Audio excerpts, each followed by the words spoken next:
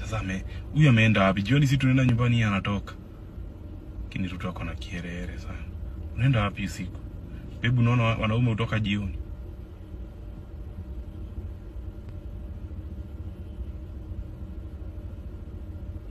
Yeye detail yote na labda amebebwa na hiyo ambulance.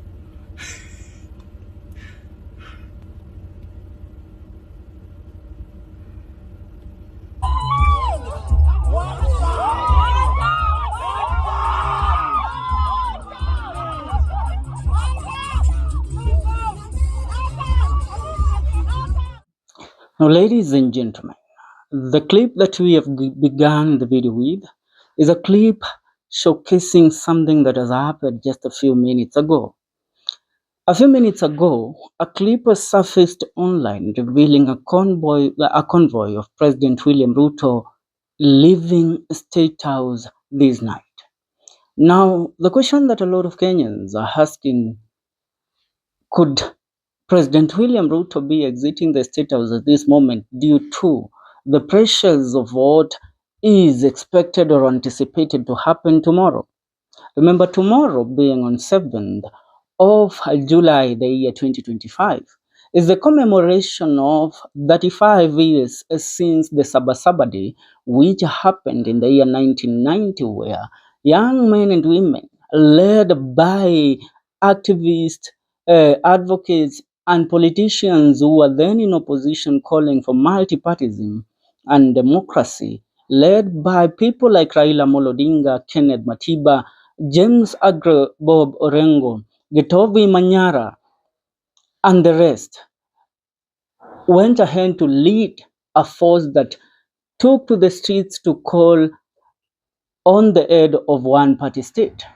And Moi, then being the President of the Republic of Kenya, deployed the Kenyan police to deal with demonstrators, where a lot of young men and women were killed that day. And that is why Sabasaba Day is a special day when it comes to the Republic of Kenya. So tomorrow, after the 25th of June demonstration, which saw a lot of vandalization happening in different parts of the country, more so for businesses within the Nairobi CBD area, and a statement that was delivered by the Cabinet Secretary of Interior, Kipchumba Murkomen, angered the Gen Zs who were on 25th of June commemorating the death and the Gen Z uprising that happened in the year 2024 on 25th of June, where Murkomen called these young men and women who were on the streets on 25th of June 2025 as terrorists who were on the verge of trying to overthrow the government of President William Ruto due to the calls that they had made to occupy the State House of Kenya. Now, they announced that the Sabasaba demonstrations are going to take place. And the main call that the demonstrators have had ni ya kwamba they want police brutality to head in this country na mabadiliko kufanyika haswa katika jeshi la polisi, ambapo wanataka wale maafisa wa polisi ambao wamehusika katika visa vya unyama vya kuweza kuwadhulumu watu ambao wameweza kuumia haswa katika maandamano na wale ambao wametekwa nyara na pia wengine kuweza kuuawa baada ya kuipinga serikali ya muungano wa Kenya Kwanza, kuweza kuchukuliwa hatua. Asoa ambaye ni naibu jenerali wa polisi hapa nchini Kenya, DIG Eliud Langat, ambaye alitajwa kama mhusika mkuu katika kifo cha mwenda zake blogger na mwalimu Albert Omondi Ojwang, ambaye alipata kuzikwa wiki hii ikiwa ni siku ya Ijumaa. Kando na hilo, ikumbukwe kesho ikiwa ni tarehe 7 mwezi wa 7 mwaka 2025 ndio siku ya kuzaliwa ya Albert Ojwang. Now, where is the president going? That is the question. Now, Kenyans from all walks of life have expressed dissatisfaction with President William Ruto's ruling, and more so they are all anticipating for the Sabasaba demonstration, including those that are in opposition. People like James Orengo joined the Gen Zs and said that the Sabasaba spirit lives on since the country has not yet gotten what they fought for back in the year 1990. And so the Gen Zs are free to express their anger and seek the rights to happen, the rights of the people of the Republic of Kenya to happen in these streets. Kando na James Orengo, Wakenya leo katika hafla tofauti tofauti ikiwemo sherehe iliyoweza kufanyika weekend hii katika jiji kuu jiji la Mombasa, ambapo vijana wa Generation Z, Gen Z, they were returning back to Nairobi from the concert that was happening in Diani, Mombasa, singing the chants of one term and Ruto must go in their vehicles coming back to Nairobi. They were blocked at Dongo Kundu, where they were blocked from continuing with their journey back to Nairobi, this being termed as one form or one way of trying to curb more people from accessing Nairobi ahead of the Sabasaba demonstrations. Apart from that, we have seen different happenings, including the delay of the standard gauge railway from Mombasa to Nairobi, where the Railway Corporation of Kenya has gone ahead to shut down the SGR today evening, saying that they have technical issues, which we all know this is the government trying to play the card of trying to block more people from accessing the CBD ahead of the planned Sabasaba demonstrations. Apart from that, we all have seen businesses in Nairobi, some of them closing down and even reinforcing their doors to prevent what might come tomorrow. Now, the call that has always been made through this Sabasaba is that these people the demonstrators are saying now it's high time that we occupy the Statehouse of the Republic of Kenya. And these calls might be the reason why the president has had to vacate the Statehouse this night. It's a form of how the security of the president must be kept in check, because you know what?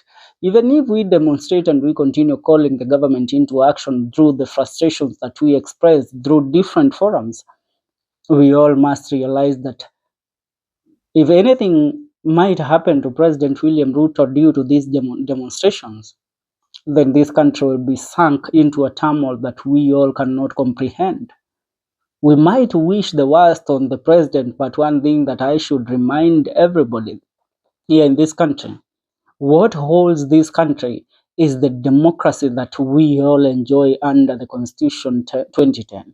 So if the Constitution 2010 is violated in a way that the president is armed or a coup d'etat happens, then you all know what has happened in countries that have experienced the same thing. One thing is that, yes, we all have to express our frustrations in different ways. And we all have to call for actions to be taken on the people that have been doing the worst to demonstrators and even to the people that are in opposition.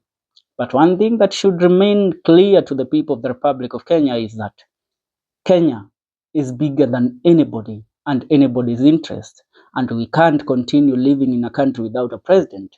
And so, if you all want President William Ruto out of the government, let's not sink our country into anarchy. One thing that we can all do is go ahead to register as voters and await the 2027 general election so that we can vote William Ruto out. But, people who are advocating for the demonstrations of Sabasaba are seated somewhere in India or somewhere in Canada, somewhere in the United States, the United Kingdom. They are there living as free citizens. Yes, they might advocate fund for demonstrations to happen, but who will be hurt? You who goes to the street against the police who have live ammunition to tackle demonstrators. You all know the orders that were given. Now, speaking about the Sabasaba demonstrations, a lot of people have been speaking about it, and leaders from different walks of life, including the opposition, I've heard different things to say, and one thing that I want to echo is a message that has been given to us by one Honorable Moses Kuria, the advisor to President William Ruto, who has had this to say as the calls continue and the voices continue to be echoed all over the country on matters the Sabasaba Day demonstrations. Listen to what Moses Kuria has had to say. He says, I was in the streets as a Gen Z on the 7th July 1990. I will solemnly observe tomorrow as the day of the liberation from dictatorship of Moi Kanu's single-party regime. Tomorrow is also the declaration of war on those who know nothing about the struggle but want to hijack it to destroy lives and property. May their blood flow in the liberated soil. That is a warning that is being sounded by Moses Kuria on the people of the Republic of Kenya and the Gen Zs that might be taking to the streets tomorrow to demonstrate against the government of President William Ruto. Je, wewe unadhani rais ametoka usiku wa leo kwenda wapi, haswa wakati huu ambapo mipango na mikakati ya kuweza kufanyika kwa maandamano ya Sabasaba ipo safarini, ambapo ipo inaendelea? Ningetaka kusikia maoni yako sawa katika comment section ya kwetu. Achia maoni kwenye comment section, usisahau kusubscribe. Kumbuka, hii ni The Kenyan Daily Report.